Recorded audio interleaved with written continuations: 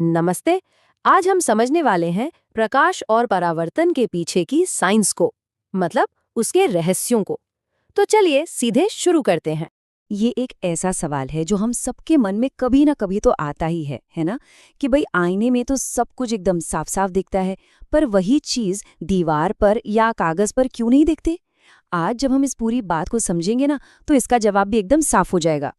देखिए, सबसे पहली और सबसे जरूरी बात, हम किसी भी चीज को सिर्फ और सिर्फ तब देख पाते हैं जब उस चीज से प्रकाश या तो निकलकर या फिर टकराकर हमारी आंखों तक पहुंचता है। अगर प्रकाश नहीं तो हमें कुछ भी दिखाई नहीं देगा। बस इतना सीधा सा नियम है।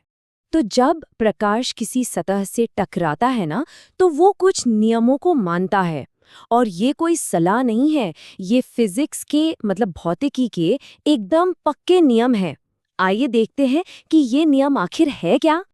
और कमाल की बात तो ये है कि इन बड़े बड़े नियमों की खोज बहुत ही आसान से एक्सपेरिमेंट से हुई थी। जैसा यहाँ दिख रहा है, एक कंघी का इस्तेमाल करके रोशनी की एक पतली सी किरण बनाई गई और फिर बस ये देखा गया कि वो आईने से टकराकर कैसे जाती है ना? कितना सरल। चलिए अब कुछ जरूरी शब्दों को समझ लेते हैं। सबसे पहले है आपतित किरण। इसका मतलब सीधा सा है, ये प्रकाश की वो किरण है जो सतह की तरफ आ रही है, मतलब सतह पर पड़ रही है। और जब वही किरण सतह से टकराकर वापस लौटती है तो उसे कहते हैं परावर्तित किरण। तो एक किरण आ रही है, वो हुई आपतित, और एक किरण जा रही है, वो हुई परावर्तित। आसान है। अच्छा, अब ये समझना बहुत जरूरी है। कोणों को यानी एंगल्स को नापने के लिए वैज्ञानिकों ने एक रेफरेंस लाइन बनाई, जिसे अभिलंब कहते हैं। ये असल में कोई रेखा होती नहीं है, बस एक कल्पना है। एक ऐसी लाइन जो सतह पर ठीक 90 डिग्री का कोण बनाती है, और ठीक उसी जगह पर जहां रोशनी टकराती है। तो इन सब बातों को ध्यान में रखते हुए अब आते हैं परावर्तन के दो सबसे जरूरी नियमों पर।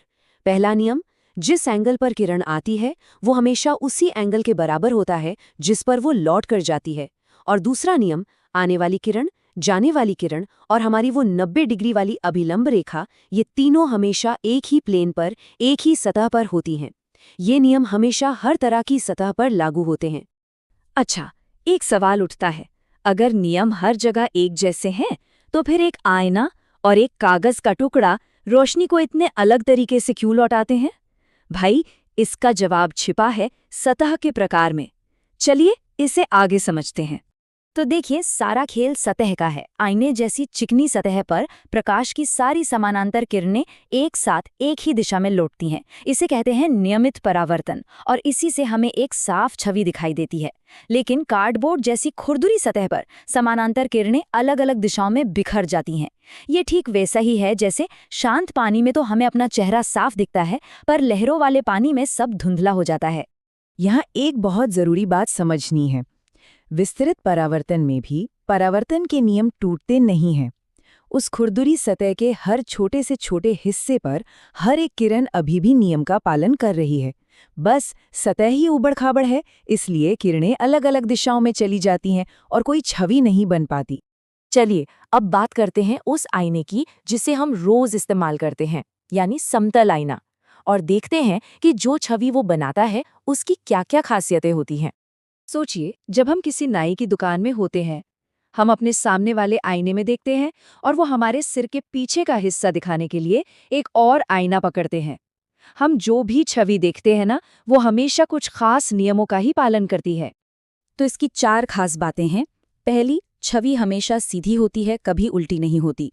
दूसरी, वो हमेशा चीज के बराबर आकार की होती है, न बड़ी न छोटी।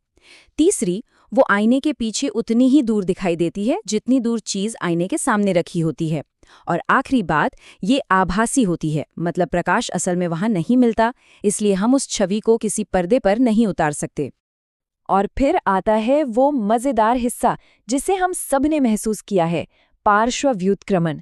यही वजह है कि जब हम आईने के सामने अपना दाहिना हाथ उठाते हैं तो हमारी छवि अपना बायां हाथ उठाती हुई दिखती है। मतलब आईना बाएं को दायां और दाएं को बायां कर देता है। और अब आखिर में एक सवाल, अगर एक आईने से लौटी रोशनी दूसरे आईने से टकराकर फिर से लौट सकती है, तो सोचिए इससे क्या क्या हो सकता है। पेरिस्कोप से लेकर कैलिडोस्कोप तक एक से ज्यादा बार परावर्तन का सिद्धांत कमाल की चीजों की दुनिया खोल देता है ना सोचने वाली बात।